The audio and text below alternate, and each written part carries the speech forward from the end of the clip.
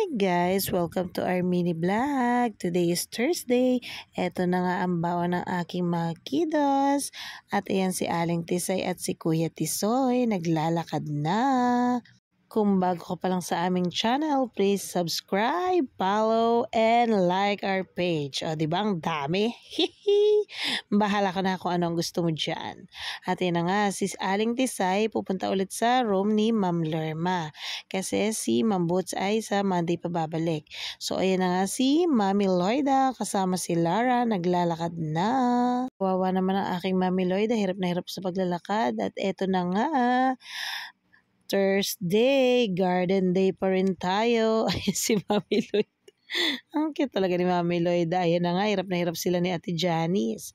Sorry naman, hindi tayo makakatulong. At ayan sila, yung mga other kananay natin, nagdidilig. Ayan. Bale, ayan, inaano-ano natin yung mga buo-buong lupa. Ayan yung dalawa, naghaharutan. Takot na takot si Ate Andon sa may parang uod na malaki ba yun? Ayan, niloloko ni Mami Rich. Andyan din si Ate Ili at ayan na nga, nagbubuhos sila ng ipa. Ihalo natin sa pataba at sa lupa. Ayan. Sige, kain niyo yan. At ayan na nga, hinahalo-halo na nila. Kasi after nating mahalo yan, ilalagay naman natin sa mga wigis na plastic ba yun? Tsaka sa galon ng mineral. So ayan na nga, hirap na hirap si Ate Joy. Si Ate Joy todo iwas sa pu. Ayan na.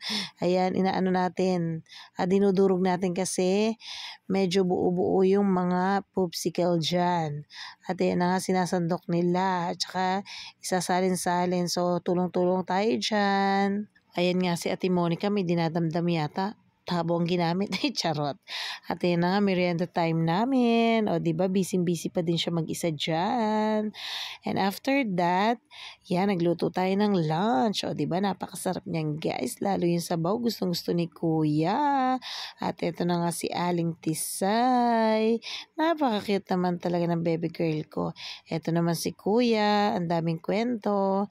At syempre, video call with Dada naman tayo.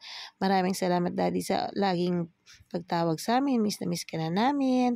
Salamat po sa patuloy na pagsuporta. Ingat po kayo palagi. Thank you for watching, guys. Follow for more. See you in our next vlog. Bye-bye, guys. Good night.